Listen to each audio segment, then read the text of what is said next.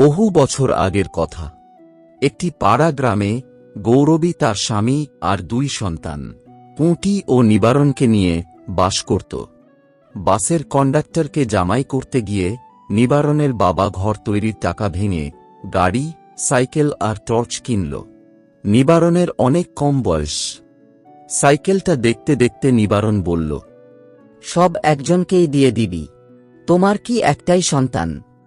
সেদিন নিবারণ ও তার বাবার খুব ঝামেলা হল। গৌরবী তখন বলল, তোর এত রাগ কেন রে? সময় হলে পুটি আমায় ভাত দেবে। কোন মেয়েটা আজকাল মা বাপকে দেখে না বল? সময় হলে সব বোঝা যাবে। তারপর 8 বছর ধরে বহু চেষ্টা করে নিবারণ ঘর তুলল, মেঝেটা পাকা করল, আর বিয়ে করতে না করতেই মাকে ভাত দিতে অস্বীকার করে বলল, এবার পুটির কাছে যাও, আমি মাঝে মধ্যে তোমাকে খবর দেব। আমি কেন যাব মেয়ের কাছে? সেদিনকার কথা মনে নাই? সেদিন তো বেশ বলেছিলে পুঁটি আমাকে ভাত দেবে, এখন যাও পুঁটির কাছেই। গৌরবী সেদিন বুঝল কি ভয়ানক প্রতিহিংসা নিবারণের। কিছুই সে ভুলে না। গৌরবী সেখান থেকে চলে যায় মেয়ের বাড়ি, কিন্তু সেখানে গিয়ে দেখে বাসের চাকরি হারিয়ে জামাই বহুদিন ঘরে বসে আছে। মেয়ে এ বাড়ি ও বাড়ি কাজ করে, তাই মেয়ের দুরবস্থা দেখে গৌরবীকে এখানে নিয়ে আসে মুকুন্দ। বড় জোগাড়ে মানুষ মুকুন্দ, হাতে পায়ে অসুরের বল। এখানে 3-4 জায়গায় জমি করে ফেলেছে। তুমি এখানেই থাকো পিসি, নিবারণ তোমাকে যা দেবার দেবে, তুমি উঠানে শাক পাতা লাগিয়ে খাও। এখানে এসে গৌরবী ভেবে পেল না কিভাবে এক বেলা দুটো ভাত জোটাবে। নিবারণ এখন প্রাইভেট বাসের টিকিট বাবু। সে তাকে কয়েক মাসে 5টা করে টাকা দিল, তারপর সেটাও দেওয়া বন্ধ করে দেয়। খিদের জ্বালায় গৌরবী মাঝে মাঝে মেটে আলু সেদ্ধ করে খায়। তারপর গৌরবীর দেখা হয় হারার মায়ের সঙ্গে। সেই তাকে নতুন করে বাঁচতে শেখাল। হারার মা তাকে গুগলি, শাক, পাতা তুলতে সাহায্য করত। এইসব শাক গুগলি তারা যোশী ওরফে যশোদার কাছে বিক্রি করে। এইভাবেই গৌরবীর কোনোভাবে সংসার চলতে লাগল। হারার মায়ের নামটা অবধি গৌরবী জানত না। শুধু রমজানের মাস পালন করতে দেখে বুঝেছিল ওদের সমাজ আলাদা। হারার বাবা রাজমিস্ত্রি ছিল, তাই সে খুব উঁচু করে ঘর তুলেছিল। কিছুদিনের মধ্যেই সে সাপের কামড়ে মারা যায়। মৃত্যুর পর সমাজের লোকেরা তার উঁচু ঘর তোলাকে গরিব মানুষের ঔদ্ধত্য মনে করে নিন্দা ও অপমান করেছিল। তখন হারার মা বুঝতে পারে এত উঁচু ঘর তোলাটা সমাজের মানুষের ভালো লাগেনি। তারা এটাকে দম্ভ হিসেবেই দেখেছিল। একদিন সকালে হারা গৌরবীর বাড়িতে এসে তোতলাতে তোতলাতে বলল, মা ললে না মাসি, ডেকে ডেকে দেখলাম রাধায় না মা। গৌরবীর একটা পা জন্ম থেকে খুঁতো, তাই সে হারার পেছন পেছন পা টেনে টেনে তাদের ঘরে গেল। সেখানে গিয়ে গৌরবী দেখে হারার মা মারা গেছে। খবর দে হারা কাকাকে, বল মাসি ডাকে। হারার কাকা কুলির কাজ করে, তাই বাস স্ট্যান্ডে মাঝে মাঝে থাকে, কিন্তু সেদিন ছিল না। দুপুর পেরিয়ে বিকেল নাগাদ রাজমিস্ত্রি পাড়ার কয়েকজন এসে হারার মা আয়েশা বিবিকে তুলে নিয়ে গেল। সঙ্গে যা হারা, মাকে মাটি দে। হারা অনাথ হয়ে গেল। তার কাকা এই অনাথ শিশুর দায়িত্ব নিতে রাজি নয়, তাই হারা গৌরবীর কাছে চলে এলো। হারা বুঝতে পারল গৌরবী তার ভরসা। এই গৌরবী তার আসল মাসি। গৌরবী তাকে আশ্রয় দিল, নিজে একগাল খুদ খেল, আর হারাকেও কিছুটা দিল। চাটাই পেতে তারা শুয়ে পড়ল। গৌরবী ভাবতে লাগল, হারা কি সত্যিই আমার কাছেই থাকবে? তাহলে তো মহাবিপদ। আমার নিজেরই পেট চলে না, আবার পরের জমিতে বাস, তার ওপর হারা হলো মুসলমানের ছেলে। গৌরবী খুবই মুশকিলে পড়ে গেল। গৌরবী দেখে হারা ঘুমের মধ্যে ফোঁ পাচ্ছে। গৌরবী হারাকে ডেকে পাশ ফিরে শুতে বলে। এরপর গৌরবীও ঘুমানোর চেষ্টা করে। গৌরবী স্বপ্ন দেখে হারার মা তার হাত ধরে এক অপূর্ব স্বর্গীয় দেশে নিয়ে গেছে। সেখানে কত থানকুনি, দূর্বা আর মাদার গাছের ছায়ায় কত ঢেঁকি শাক।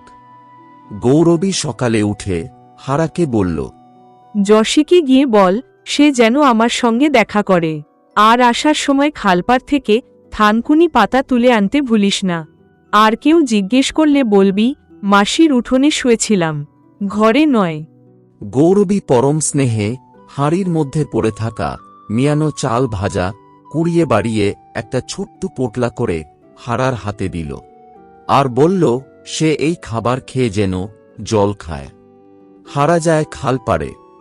এদিকে গৌরবী ঘর গেরস্থালির কাজ সেরে ফেলল।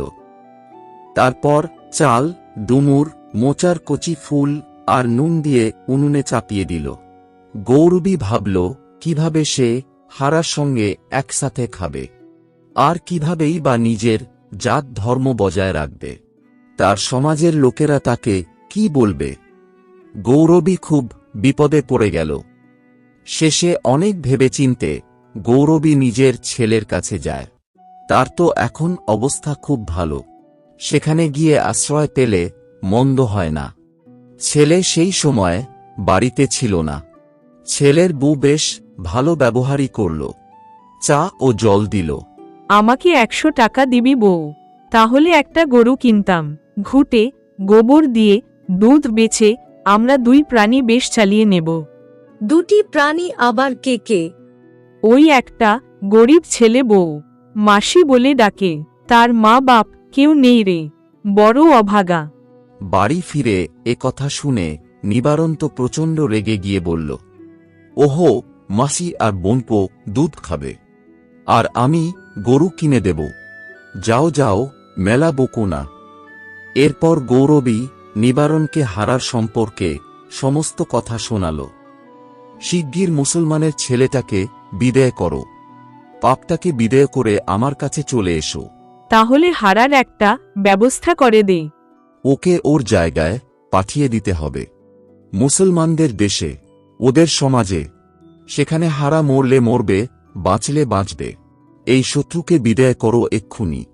এরপরে এ কথা সে কথায় ছেলে আর ছেলের বউয়ের মধ্যে ভীষণ ঝগড়া বেঁধে যায়।